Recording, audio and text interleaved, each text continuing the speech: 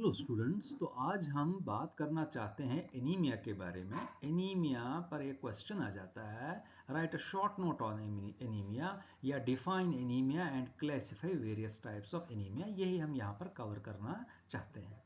तो एनीमिया का जो भी संबंध है वो दो चीज़ों से है, एक तो रेड ब्लड सेल्स और नंबर 2 हीमोग्लोबिन। तो रेड ब्लड सेल्स में आपको मालूम ही है, इसमें कोई न्यूक्लियस तो होता नहीं है, हीमोग्लोबिन ही सब कुछ होता है। दूसरी बात, हीमोग्लोबिन क्या चीज़ है हम पहले भी इस पर बता चुके हैं भाई, प्रोटीन है। इसमें आयरन का एक अटूट अंग है, आयरन के बगैर हीमोग्लोबिन की कोई वैल्यू नहीं है। चौथी चीज़ है हमारी डाइटरी इंटेक में विटामिन B12 और फोलेट्स वगैरह, ये तीन चार चीज़ें बहुत ज़रूरी होती हैं एनीमिया के अंदर, इसको समझने और समझाने के लिए। पहली चीज हम देखते हैं एनीमिया जो हम बात कर रहे हैं, आदमी के लक्षण इसमें क्या होते हैं, सिम्टम्स। एक तो वो थकान महसूस करेगा, टायर्डनेस है, थक गया जी, डिजीनेस, बिल्कुल ऐसे लेजीनेस निकल आएगी, पैल्पिटेशन, हार्ट बीट थोड़ी सी फास्ट हो जाएगी, कई बार सांस फूलेगी, शॉर्टनेस ऑफ ब्रेथ होगी, नेल्स वगैरह भी उसके टूट रहे हैं, ब्रिटल नेल्स, और स्किन के अंदर भी थोड़ा सा पीलापन भी दिख जाएगा हल्का सा, और ठंडे हाथ पैर, कोल्ड हैंड्स एंड फीट नजर आ रहे हैं। और खास तौर पर जब आदमी बैठा है वो फटाफट उठेगा तो उसको चक्कर सा, उसको बैठना पड़ता है तो वापस भाई वो फिर उसके बाद ही नॉर्मल हो जाता है। ये कुछ मुख्य चीजें, लक्षण हैं हमारे जो एनीमिया की।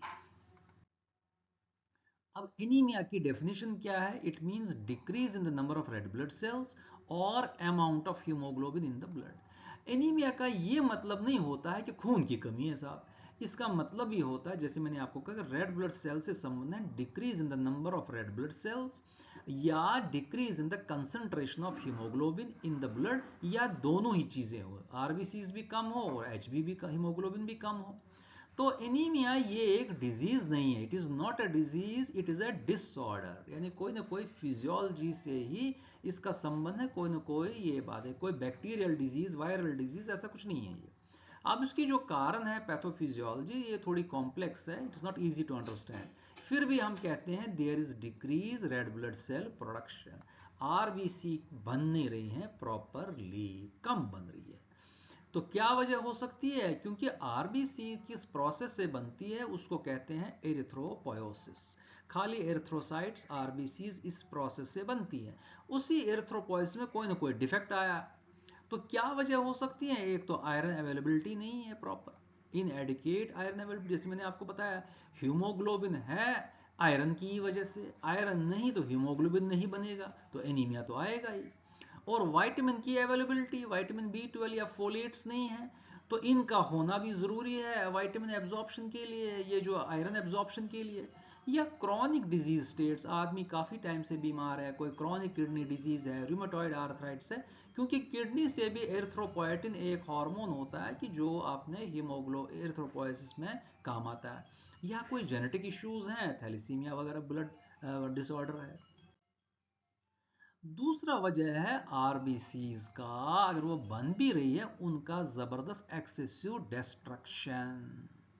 ये क्यों हो सकता है? इनको लाइसिस हो जाता है, हीमोलाइटिक डिसऑर्डर्स, जिसका एग्जांपल सिकल सेल डिजीज हो गया, ऑटो इम्यून हीमोलिटिक डिजीज हो गया, या कोई इन्फेक्शन से ग्रस्त है, मलेरिया से ग्रस्त हुआ, बार बार टॉक्सिन्स है, कोई लेड पॉइजनिंग, मेटल पॉइजनिंग, इससे आरबीसीज डिस्ट्रॉय हो जाती हैं, या मैकेनिकल डैमेज हो गया। आरबीसीज डिस्ट्रॉय हो जाएंगे, जैसे कोई आदमी एनसेड्स वगैरह, आइबुप्रोफेन ये वगैरह, ये जो लेते हैं non steroidal anti inflammatory drugs, they also cause haemolytic anaemia. या एंटी मलेरियल ड्रग्स की बात हो रही है, या और भी प्रोटॉन पंप इनिबिटर्स कोई लंबे टाइम से ले रहा है, उसमें भी विटामिन B12 की डेफिशिएंसी आ जाती है, तो उसको भी इस तरह का एनीमिया हो जाता है। अब है ब्लड लॉस, ये एक बहुत बड़ा कारण हो जाता है। ब्लड लॉस या तो एक्यूट होगा या तो क्रॉनिक होगा। एक्यूट मींस कोई भी एक्सीडेंट हुआ या और कोई बात हो गई, सर्जरी, तो एनीमिया होगा। या इन्फ्लेमेशन है, सूजन, इन्फेक्शन वगैरह, ये कुछ वजह होता है जिससे कि सप्रेस हो जाती है एरिथ्रोपोएसिस। तो दूसरा है बाय डिक्रीजिंग आयरन एब्जॉर्प्शन, ये बता चुके हैं, न्यूट्रिशनल डिफिशिएंसी, हार्मोनल प्रॉब्लम्स, अगर एंडोक्राइन डिसऑर्डर्स हैं, hypothyroidism, hyperthyroidism, they can also effect RBC production और नतीजा आएगा एनीमिया। अब हम बात करना चाहते हैं टाइप्स ऑफ एनीमिया में इसका वर्गीकरण। वो हम करते हैं आरबीसी जो है उनकी शेप के आधार पर, साइज के आधार पर, आरबीसी मॉर्फोलॉजी। इनका जो हम साइज करते हैं मेजर, उसका एक पैरामीटर है एमसीवी, मीन कॉर्पस्कुलर वॉल्यूम। तो it means average volume of RBC. अगर ये लेस देन 79 है तो हम इसको नाम देते हैं माइक्रोसाइटिक टाइप ऑफ एनीमिया। अगर ये नॉर्मल साइज आरबीसीज है, एमसीवी 80 फिलिलीटर्स में है, इसको नॉर्मोसाइटिक कहते हैं। अगर आरबीसीज लार्ज साइज है, एमसीवी अबव 100 फिलिलीटर्स है, तो उसको हम मैक्रोसाइटिक नाम दे देते हैं। एक और टर्म यहां आएगी microcytic normochromic anaemia. Normochromic means हमें आरबीसीज का साइज बिल्कुल नॉर्मल दिख रहा है, और नॉर्मोक्रोमिक मींस भाई इसका कलर भी जो आरबीसी का वो भी दिख रहा है, मगर दिक्कत क्या है कि हीमोग्लोबिन प्रॉपर अमाउंट में प्रोड्यूस नहीं हो रहा है। इसी तरह नॉर्मोसाइटिक नॉर्मोक्रोमिक, कलर के हिसाब से हीमोग्लोबिन दिख रहा है तो मगर वो नहीं है। और मैक्रोसाइटिक नॉर्मोक्रोमिक। अच्छा, उसके बाद आती है इसका एक और ग्रेड्स। हम हीमोग्लोबिन की कंसंट्रेशन की बेसिस पर एनीमिया को 3 ग्रुप में बांट देते हैं: mild anaemia, moderate anaemia, severe anaemia. अगर हीमोग्लोबिन की लेवल अपनी 10 से 11.5 ग्राम पर डीएल है तो माइल्ड एनीमिया, अगर 7 से 9.9 है तो मॉडरेट, 7 से नीचे है तो सीवियर फॉर्म ऑफ एनीमिया। तो यहाँ फिर यही बात हो रही है मीन कॉर्पस्कुलर वॉल्यूम की। आप देख सकते हैं तो भाई नॉर्मल है तो नॉर्मोसाइटिक, उससे कम है तो माइक्रोसाइटिक, और अगर ज़्यादा है तो मैक्रोसाइटिक। एक और टर्म है mean corpuscular haemoglobin concentration, MCHC. So it means amount of hemoglobin expressed in percentage of the volume of RBC. It is the hemoglobin concentration in single RBC में hemoglobin की concentration मात्रा कितनी है, उसको हम कहते हैं mean corpuscular hemoglobin concentration। तो MCHC जो अगर नॉर्मल होता है नॉर्मोक्रोमिक में, और MCHC लेस होता है नॉर्मल में हाइपोक्रोमिक में, और एनीमिया कैन नेवर बी हाइक्रोमेटिक। ये यहाँ पर देख सकते हैं फिगर। माइक्रोसाइटिक ये आपका आरबीसी है, एमसीवी लेस देन 80, साइज देख सकते हैं। नॉर्मोक्रोटिक में भाई आप देख सकते हैं एमसीवी 80-100 के बीच। मैक्रोसाइटिक में आप देख सकते हैं एमसीवी भाई आपके 100 ये जा रहा है।